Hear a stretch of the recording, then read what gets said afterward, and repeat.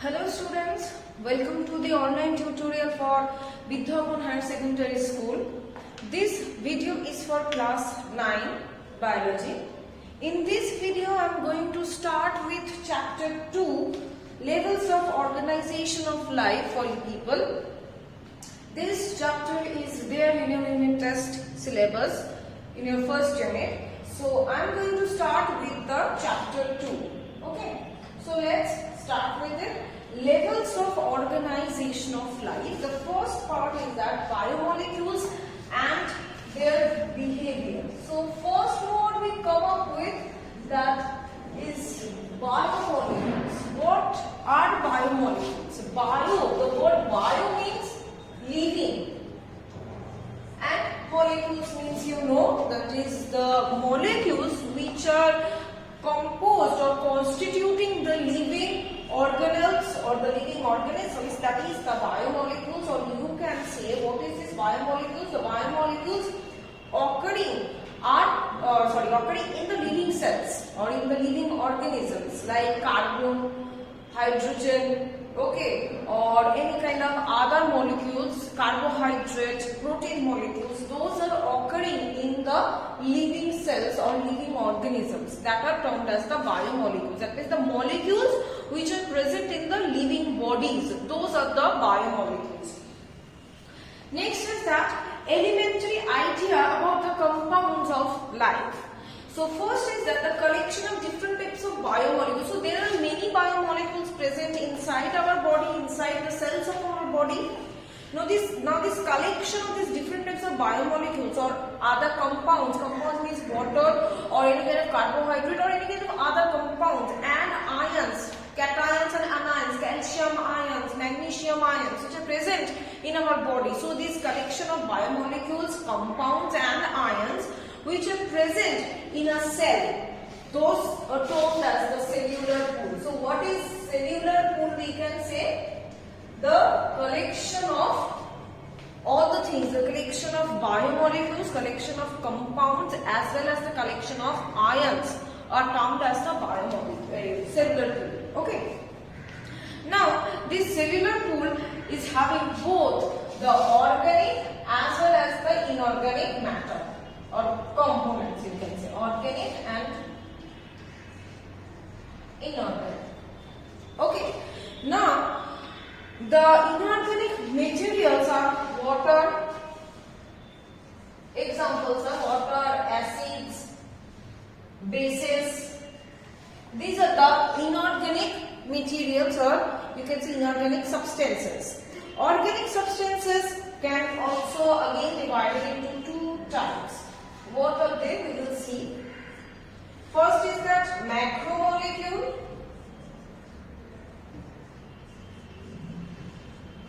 Next is that micromolecule.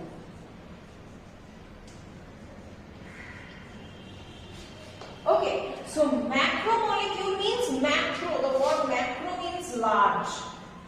That means the molecules which are large in appearance. Okay, micro means small. That means the molecules which are having small appearance or small in size. Macromolecule examples are complex carbohydrate, not simple but complex carbohydrate. Next is that protein, lipid. Protein is a very complex in structure as well as lipid. Next, coming to the micromolecule, these are simple sugars. Next is amino acids, fatty acids, etc. Okay, so these are the examples of the micromolecule. So this is the thing. Cellular pool divided into organic and inorganic substances. Again organic divided into macro and micromolecule. So this is the general division or classification of the cellular pool.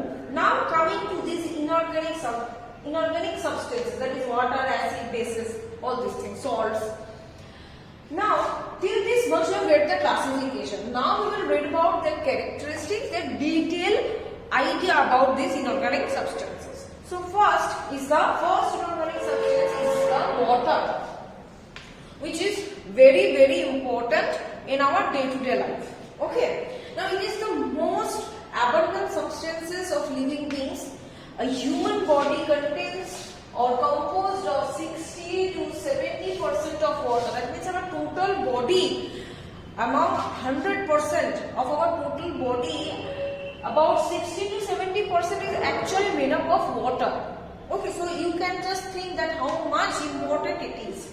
Okay, next is that water acts as solvent in human beings. Whatever we need or whatever we eat, there is a need for the chemical digestion, chemical reaction to take place in our body. So in those chemical or biochemical reactions, who is working as a solvent?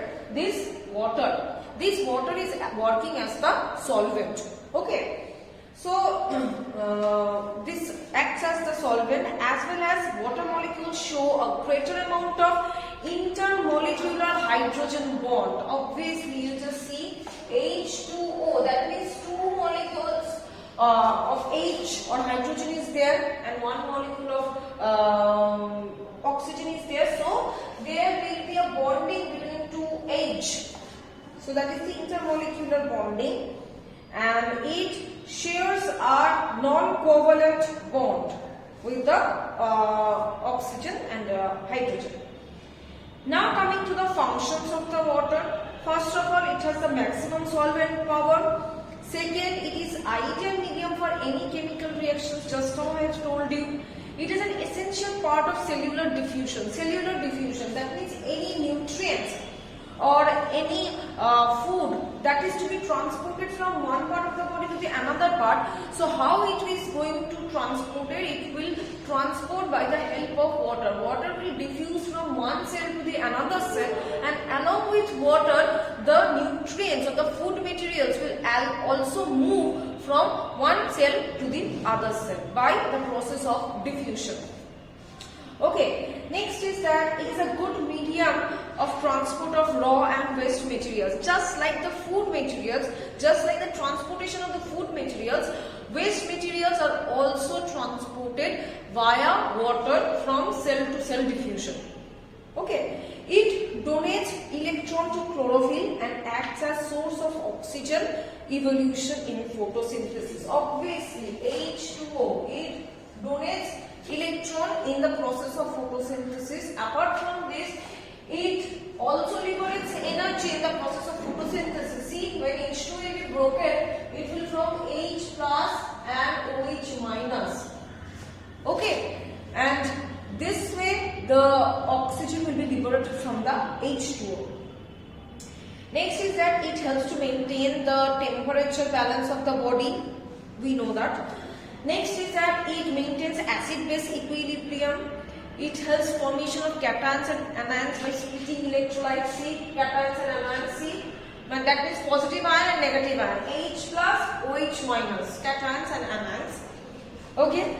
Next is that in animal body, water helps in circulation and excretion. We know that our circulatory fluid is blood, and in blood, the 55 to 60% is actually made up of the liquid fluid, that is plasma, which is actually the watery fluid. So this circulation and excretion is majorly helped by the water.